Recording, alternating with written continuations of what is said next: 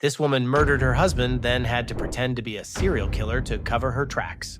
What happened next would change product safety forever and expose one of the most twisted insurance schemes in American history. Meet Stella Nickel, a 42-year-old security screener living in Auburn, Washington. Stella has what you might call a husband problem. Bruce Nickel used to be the perfect partner for her lifestyle, a heavy drinking construction worker who loved hitting the bars and living wild. But then Bruce did something that completely ruined everything for Stella. He got sober. After years of alcoholism, Bruce cleaned up his act, stopped drinking, and suddenly became this boring, responsible guy who wanted to stay home instead of party. For Stella, who thrived on the bar scene and late night adventures, this was absolutely unacceptable. Their marriage, which had worked perfectly when they were both drinking heavily, now felt like a prison. Stella found herself stuck with a man she no longer recognized, trapped in a trailer park lifestyle with mounting bills and no escape in sight.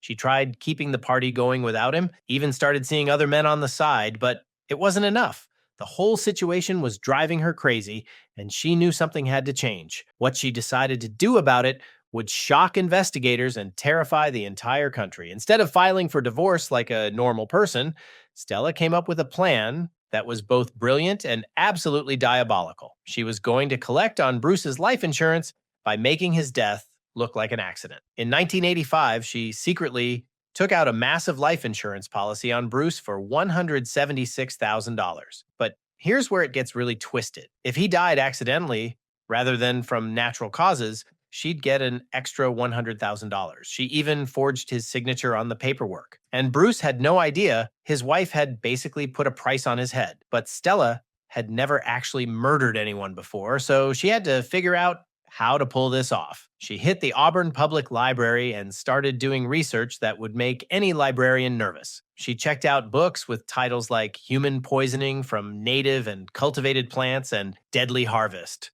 a guide to common poisonous plants. She was basically getting a masterclass in how to eliminate someone, and she found her method of choice, cyanide. But what made Stella's plan truly chilling was her inspiration. She remembered a story that had terrorized the entire country just 4 years earlier. Back in 1982, Chicago had been rocked by what became known as the Tylenol murders. Some unknown psychopath had gone into random stores, opened bottles of Tylenol, filled the capsules with cyanide, and put them back on shelves for innocent people to buy. 7 people died, including children, and the killer was never caught. The case had sent shockwaves across America and changed how medications were packaged forever. Stella remembered this story and realized it was the perfect cover for her scheme. What if Bruce became another victim of a copycat Tylenol killer? It was genius, and it was about to get much darker. On June 5th, 1986, Bruce came home from work with a splitting headache. Like always, he reached for his usual remedy, extra-strength Excedrin capsules. What he didn't know was that his loving wife had carefully opened those capsules and filled them with enough cyanide to drop a horse. Bruce took 4 capsules, and within minutes, he collapsed on their deck, convulsing as the poison shut down his system. Stella called for help, playing the part of the panicked wife perfectly, but Bruce was dead before he reached the hospital. The plan worked flawlessly. Doctors examined Bruce and concluded he'd died from emphysema, completely natural causes. No one suspected poison, no one looked for cyanide, and Stella was in the clear. She'd committed the perfect murder and was about to collect a fortune. There was just one problem. Because Bruce's death was ruled natural, Stella would only get the basic $176,000 payout. To get that extra $100,000, she needed his death to look accidental, not natural. And that's when Stella did something that proves she was truly a monster. She decided to create more victims. Stella laced 4 more bottles of extra-strength Excedrin with cyanide and carefully placed them on store shelves around the Seattle area. She was literally playing Russian roulette with innocent people's lives just to make her husband's death look like part of a random attack. On June 11th, just 6 days after Bruce died, 40-year-old Sue Snow grabbed one of these tampered bottles from a grocery store shelf. Sue was a bank manager, a mother, someone with her whole life ahead of her. She took 2 Excedrin capsules for a morning headache and collapsed in her bathroom. Her 15-year-old daughter found her dying on the floor. Sue Snow's death sent shockwaves through the Seattle area. When the medical examiner detected the telltale smell of bitter almonds during her autopsy, a classic sign of cyanide poisoning, authorities realized they had a copycat Tylenol killer on their hands. Bristol Myers immediately recalled all Excedrin products in the region. The FBI launched a massive investigation, and drug companies offered a $300,000 reward for information. The entire Pacific Northwest was in panic mode, exactly what Stella had planned. About a week later, Stella made her move. She called police and said she thought her husband might also have been a victim of this random killer. When investigators came to collect Bruce's Excedrin bottle, Stella handed over not just one bottle, but two. Both contained cyanide-laced capsules. She claimed she'd bought them at different stores on different days. Just an unlucky coincidence.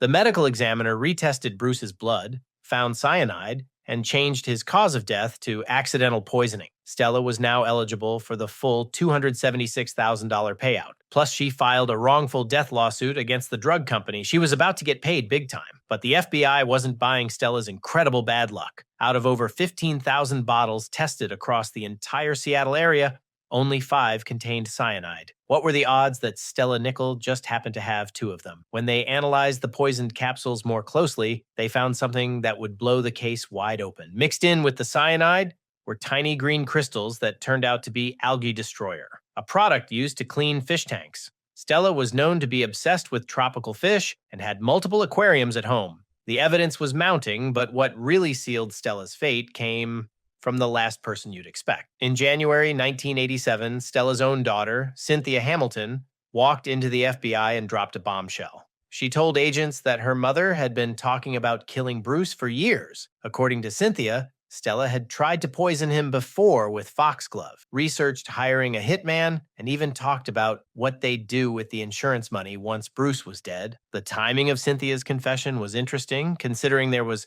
now a $250,000 reward being offered. When investigators checked Stella's library records, they found she'd borrowed multiple books on poisoning and had never returned.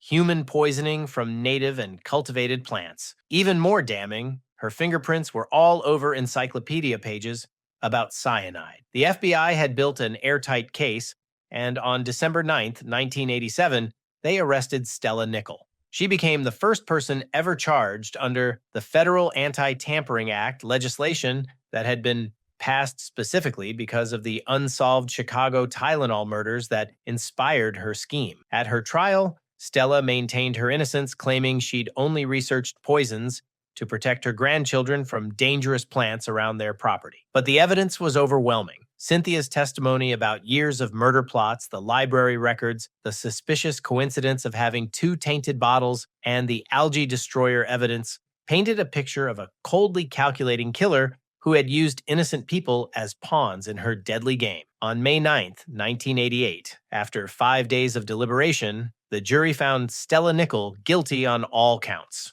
She was sentenced to 2 90-year terms to run concurrently, making her eligible for parole in 2018. But the story doesn't end there. In 2022, now 78 years old, and having served over 30 years, Stella filed for compassionate release from federal prison, finally admitting her guilt after decades of maintaining her innocence. She wrote, "Nobody knows better than I the depth of my heinous offense," acknowledging for the first time what investigators had known all along. Stella Nickel's case changed America forever. Her twisted scheme led to the tamper-resistant packaging we see on medications today. Those impossible-to-open seals, safety caps, and protective wrapping that make us all a little safer. 2 innocent people died because of her greed, and she terrorized an entire region just to collect insurance money. Sue Snow's family still fights to keep Stella behind bars, and Cynthia Hamilton, who received that $250,000 reward for turning in her own mother, has spent years trying to make sure Stella never gets out. It's a case that proves sometimes the most dangerous predators aren't random strangers. They're the people sleeping right next to you, plotting your demise while you take your headache medicine.